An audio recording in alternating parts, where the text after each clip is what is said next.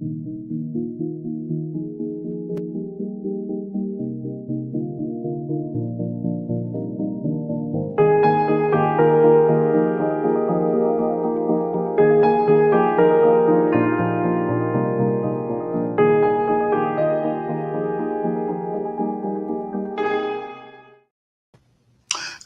ladies and gentlemen. Let's start our program, Ukrainian show on Pod TV. My name is Sasha Star, and we have our guest for today, Dr. Jonathan Lockwood. Welcome to the show, Jonathan. Thank you, Sasha. Glad to be Great here. to have you as always. And our Ivan Kucherenko from Kyiv, Ukraine. Welcome to the show, Ivan. Great. Hello, gentlemen. Nice to meet you. Would you like to start with the movie? Yeah, let's start with it. Or video, let's say. Okay, let's Должен пылать Берлин, Париж, Мадрид, Лондон, Вашингтон, столицы нацистских государств, которые приняли решение воевать с Россией. Russia has been threatening the West a lot lately, but it's important to understand that this is not a reaction to the help that Western partners are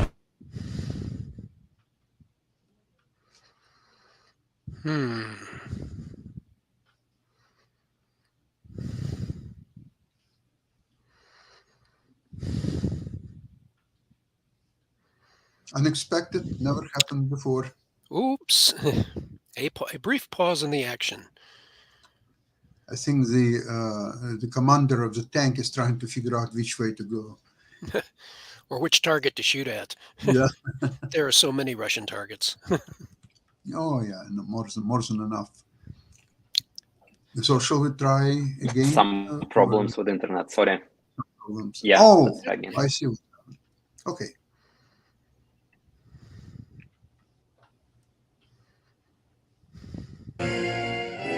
Париж, Мадрид, Лондон, Вашингтон, столицы нацистских государств, которые приняли решение воевать с Россией.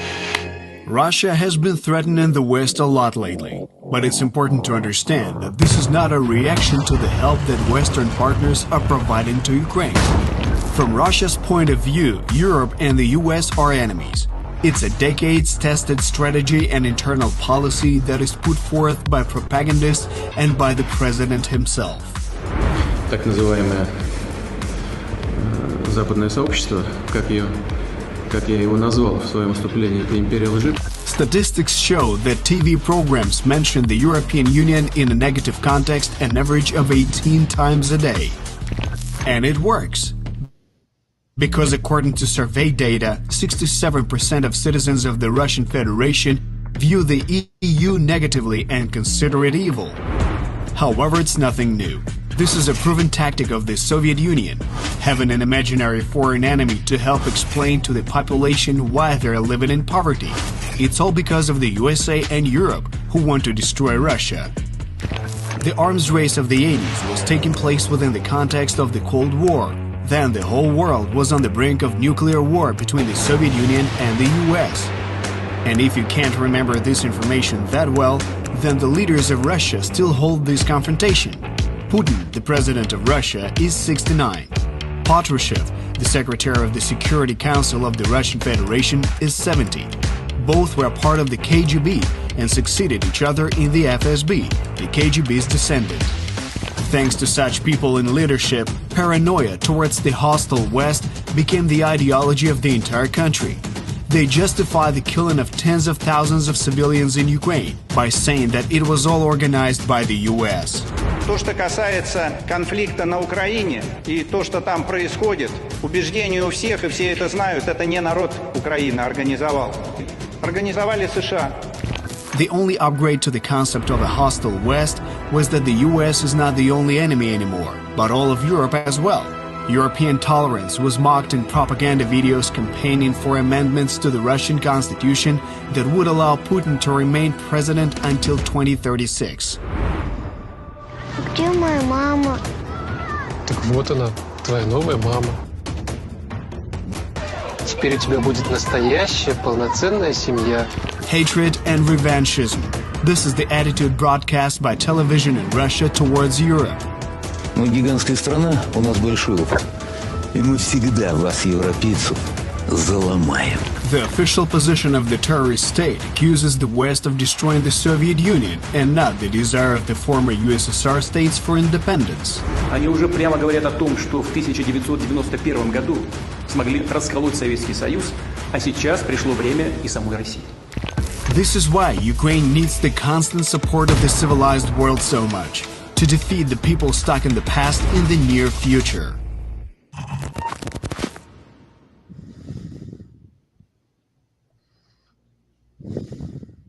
Both very thought-provoking and enlightening. You know, in explaining the perspective of Russia. Matter of fact, a book that has not yet been written, which would be, and one that I would suggest to any aspiring PhD dissertation student, would be The Russian View of NATO from the Cold War to the Present. Never been done. Now, I had done some research in it when I did the research on my original dissertation on the Russian view of U.S. strategy. But my dissertation professor told me, because I was also researching the Russian view of NATO at the same time, he advised me, you're doing two dissertations at once. Just concentrate first on the U.S. one. We'll get to that, the other subject, at a later time. But the Russian view of NATO is, historically as well as at the present, is not a subject which most people are even passingly familiar with, but they're getting a good taste of it now, just based on the Russian broadcasts. I would like to add, Jonathan, something to it. At least the view of NATO by Russian people or Soviet people, I would say, it was almost unchanged from, say, the NATO existence, its inception with 1949 to what. Okay, say at that time, NATO was conceived, and let's see, Soviet Union ceased to exist in 1991. So we are talking about a period of time of, say, 42 years, yeah, or so, and it was almost unchanged. I would like to emphasize this Ukrainian war and how opinion of Russian people changed since the beginning of war till the present day. My take is this: at the beginning of the war, Russian people couldn't understand what's going on. At the same time, they couldn't care less. Well, if our leadership decided to do such and such things, so they know what to do. That's why they are leaders and we're the followers. Okay, so let them do whatever they want to do. Then, a few months later, when there was obvious that the Blitzkrieg failed completely, furthermore, it's very uncertain now which way these things will start developing. So the Russian people took approach that the war is unpopular, we don't understand why it was started, and so on. And so they were taking still passive approach, but now it was a little bit more pessimistic approach at the beginning of the war. And now everything has turned to their assertion is that perhaps the war shouldn't have been started in the first place. We don't understand why this war, why it was started. But if it is started and if that's where we are now, we must win this war. And how we must win this war? By destroying infrastructure in Ukraine, killing as many people as possible, the civilians, the soldiers, anybody. We must win the war, period. And if needed, then nuclear devices to use or just whatever it takes to win this war. It's our war. Okay, that's it. Now, essentially, they're taking the attitude of they are now in too deep to quit. That's it. Yeah, but they're in too deep to quit. Sasha, I just wanted to add that definitely it's the opinion of Russian people, but this opinion is formed by Russian propaganda.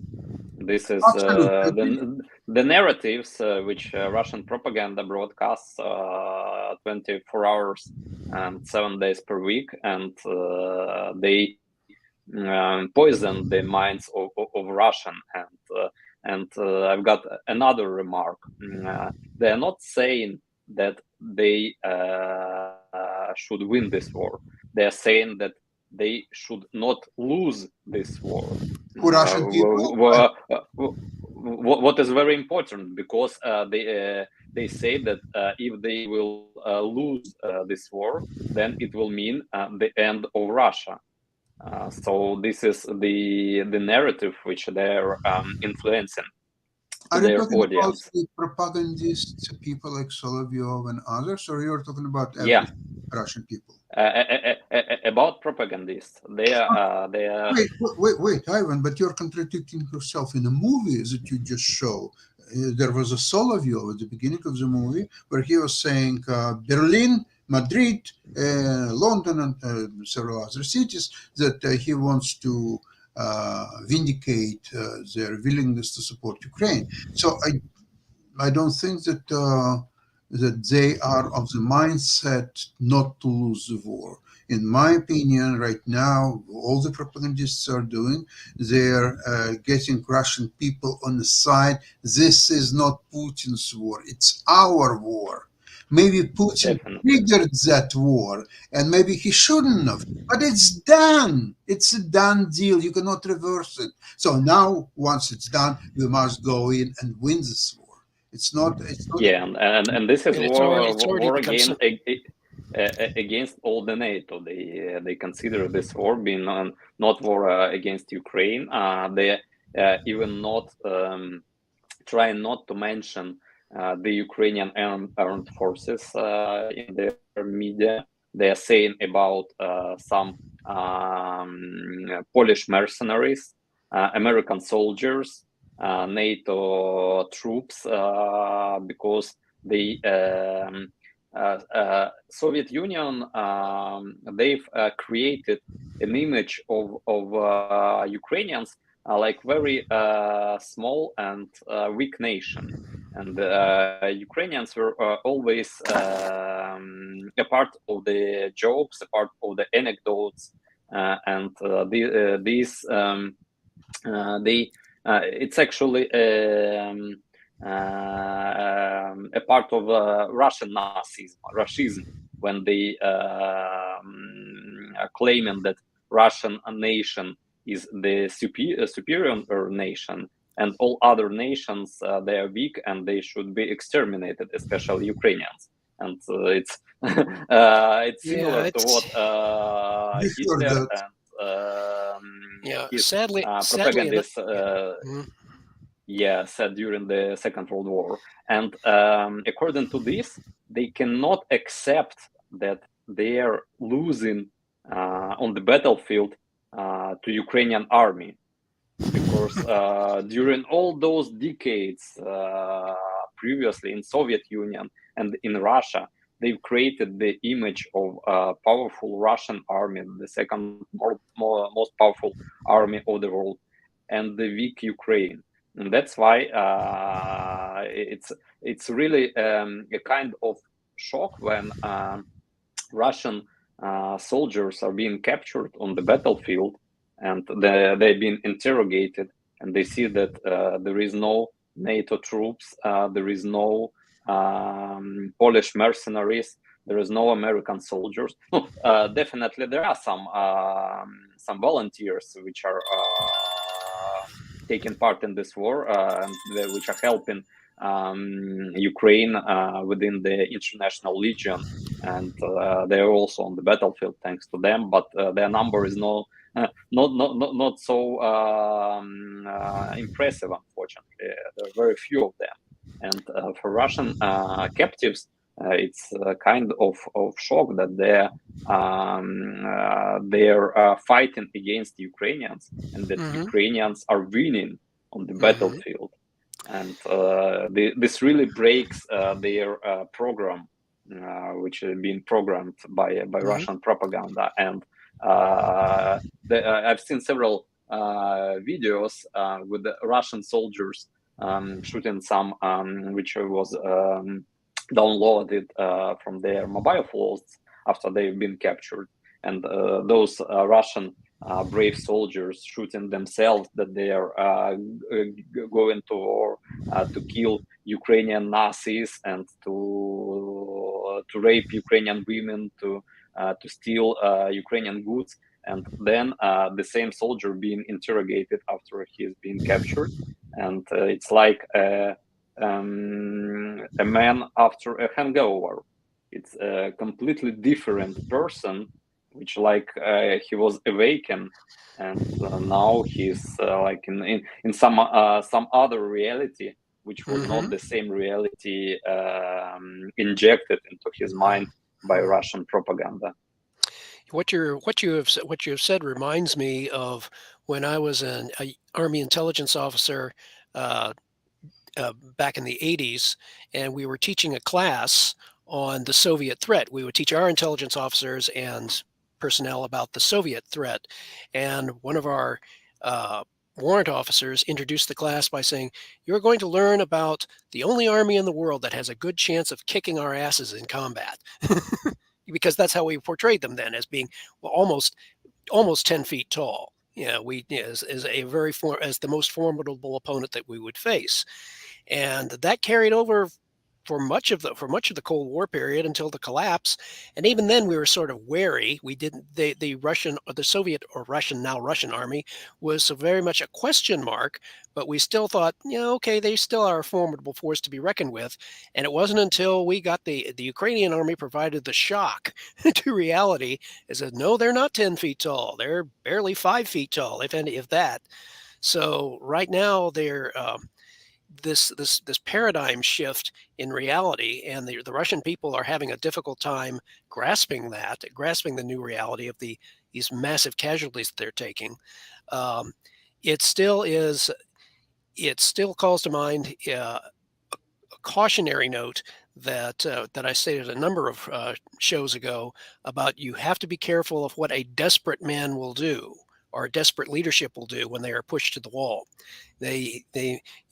Putin may yet decide to pull a Samson in the temple move, with unleashing nuclear weapons. But in any case, go ahead. Jonathan, I would like actually to agree with you in that respect, and I'll tell you why. You heard the name, of course, the great Russian writer Anton Pavlovich Chekhov. He was. I think he's very popular in the West, and there are a lot of plays in theaters and so on. So it was a Chekhov saying, if the play starts and in the first part of the play there is a rifle on a wall, you could be sure that by, say, the third act of the play, that rifle will be in somebody's hands and somebody will shoot and maim or kill somebody or so on, because otherwise it wouldn't make sense to have that rifle in the first place. So by now there are so many different weapons being built and owned by several countries, not just nuclear arms, so to speak, but also countries that are not joint nuclear power, but they have nuclear weapons. And this war with Ukraine shows that this miserable Russian army can be so destructive simply because they have nuclear arms. Because if they wouldn't have nuclear arms, just a couple of countries could basically disable it easily and very quickly. Beside Ukraine, I would say Poland, I would say even Israel, I would say a few. I would say especially Israel. Israel, yeah. So, but we see, unlike Ukraine and Poland, Israel has nuclear capacity. So, okay, but it doesn't matter. By the way, if you really analyze the story of the Second World War, or a Great Patriotic War, how Russians call it, the most skillful and the heroic soldiers of USSR army were not Russians. It was Ukrainians. It was even Belarus people. By the way, Jewish people contributed a lot, and if you take per capita the heroes of Second of Patriotic War, you will see that the percentage of Jewish officers and soldiers awarded the award is incredible. It's higher than any other. But you can explain it. First of all, overall there were not so many Jews, of course, and because they suffered the Holocaust, or at that time they were already, most of them were aware of Holocaust, so they had no choice as to fight the best they can to defeat Germans. Okay, so that's probably a special case. So the Russian per se. Now, most of the generals, they were ethnic Russians. That's true. But if you take the broad, for example, you take Ukrainian front, there were 4 Ukrainian fronts, there were 2 or maybe even 3 Belarusian fronts. Okay, you must argue that, well, they were so-called Ukrainian and Belarusian fronts because they were fighting on territory of Ukraine and Belarusia.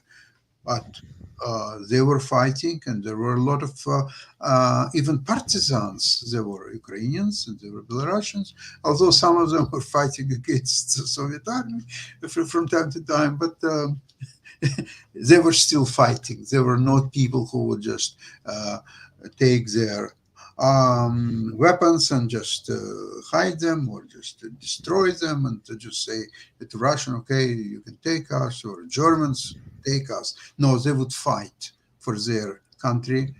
They were fighting for their houses, for their families, for their children. It's a very, very special case. Russia was not really occupied during the Second World War. Okay, they took Smolensk, so trying to invade Moscow, which failed. And then they went right into... They went deep into the Caucasus, yeah, and they managed to lay siege to Leningrad. That's right. Yeah, but again, they failed to take Leningrad. The story is though that they didn't want to take Leningrad because they wouldn't know because they would have had to maintain it. People, yeah, and the Stalin actually, who hated Leningrad and people from Leningrad, he actually made sure that there would be no supply of food. So if Germans will not take over the Leningrad, at least they will starve to death anyway. So that was Stalin's plan, and he was spectacularly well engineered that. So coming to our present time, the Russian. Okay, we talk about the Russian society view on the war and how it's changed in the last several months. Now, the Russian soldiers, they're bringing this, they're now talking about bringing new 400,000 people under contracts. So these people under contracts, what do they know about the Ukraine? What do they know about the war? Why this war is being fought? Why they have to come to the front line and next day being killed or maimed? How is this people? If they have it's not like they're deciding now to bring their best troops on. No, it's not. It's not going to be. It's going to be a higher casualty rate. Sasha, the problem is that these people, Russian people, they are not asking such difficult questions. You said before when we talked about Russian society that in the beginning of the war they agreed with the decision of Putin because the Russian leadership knows better whether to start war or not to start war, and they just trust the Putin and trust the leadership. And the same situation is with them being brought to this to the meat grinder on the battlefield. They don't ask questions because they trust leadership. They trust generals. You are completely right about the commanders in the Second World War in the Soviet army. Those Russian generals, marshals. That mostly they were Russian, and the present Russian commanders, present Russian generals, they are quite similar to those ones who commanded during the Second World War. They don't account any casualties. Marshal Zhukov is famous because of his words. Don't consider any casualties. Women will burn even more. And especially these words, I've heard several versions that these words were about Ukrainian soldiers, because the casualties amongst the soldiers amongst different nations which were part of Soviet Union, they are completely higher amongst Ukrainians, amongst Belarus soldiers, amongst soldiers from any other countries conquered by Russian Empire, later by Soviet Union, than amongst the regional Russian soldiers, like it was in the beginning of this Russian invasion to Ukraine. And Russian soldiers are dumb, mostly. They behave like savages, actually. And today, in Ukraine's very sad anniversary, it's 1 year after the occupation of Bucha, when we 1 year ago, in the end of March, we discovered all those Russian atrocities, civilian bodies with the tied hands being killed and just laying across the streets, and the women being raped, and the peaceful houses being robbed and completely destroyed by Russian army. Bucha was the end of any possible peaceful negotiations between Ukraine and Russia. It was all killed in Bucha. After Bucha, any peace became impossible. Now, I want to say that the Putin and Russian leadership, they're creating a huge humanitarian catastrophe also for Russia, believe it or not, because when they're taking now hundreds of thousands of men, fairly young, fairly healthy men, to the front lines, of which a lot of them will be destroyed by Ukrainian meat grinder, a lot of them will be maimed.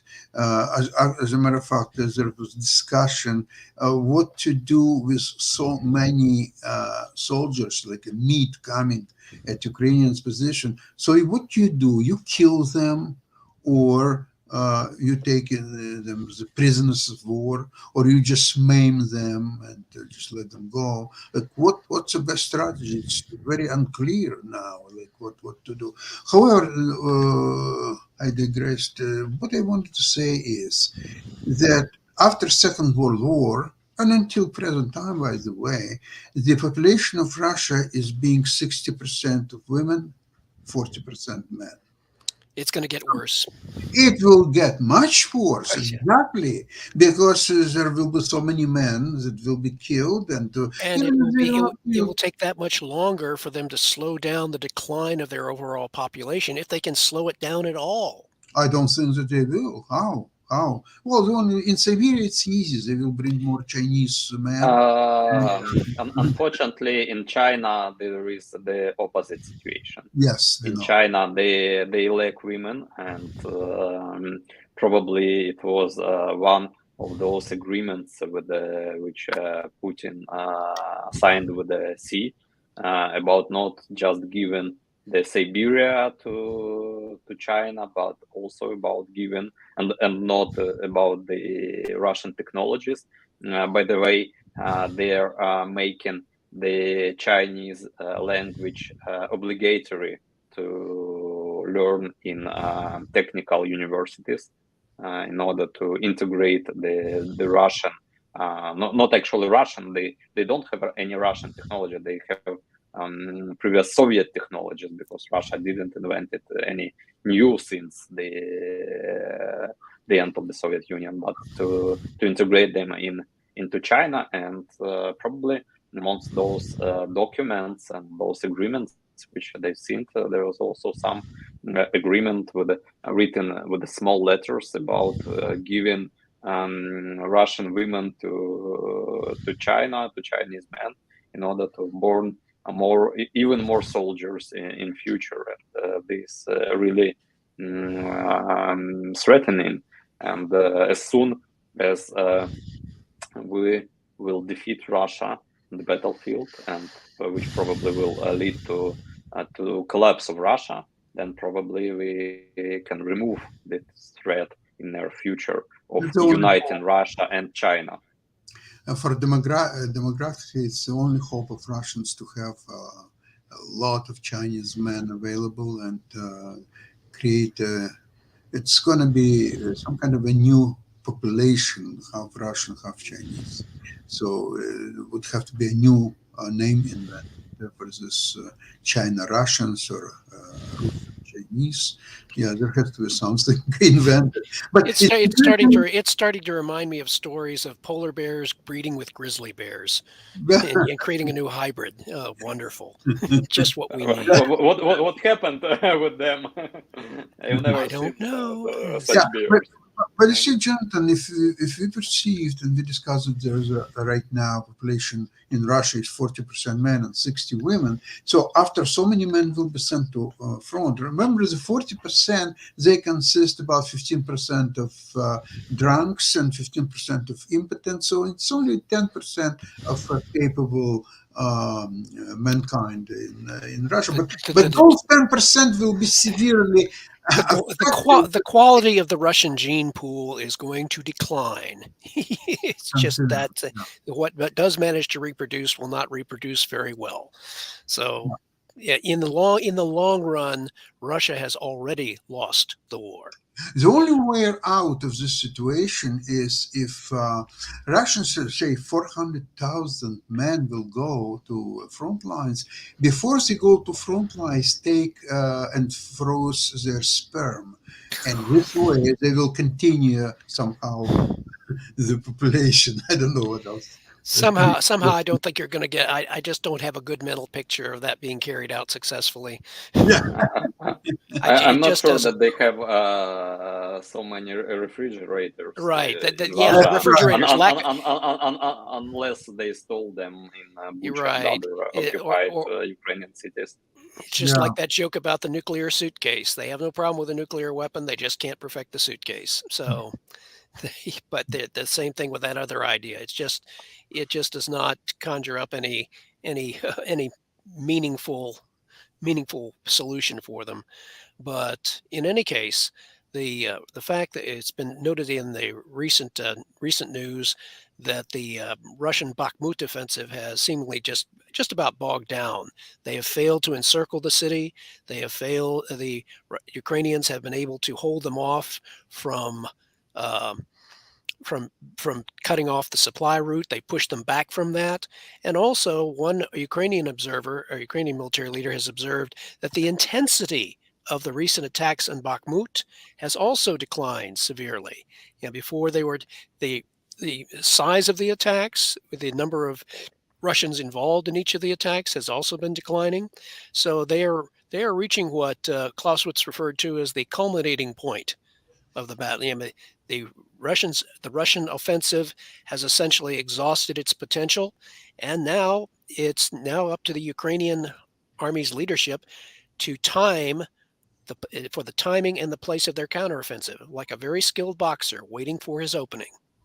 Absolutely, and the longer we wait, the sooner the Ukrainian offensive will start. And a lot of people believe that it will be something that the world never seen before. Really something. I think it will come as a shock to both sides. Absolutely. And with that, I would like to thank you so much for today's program. And we'll see you soon on Tuesday next week. Slava Ukraini! Героям слава. Bye-bye. Thank you. Bye-bye, everybody. Thank you.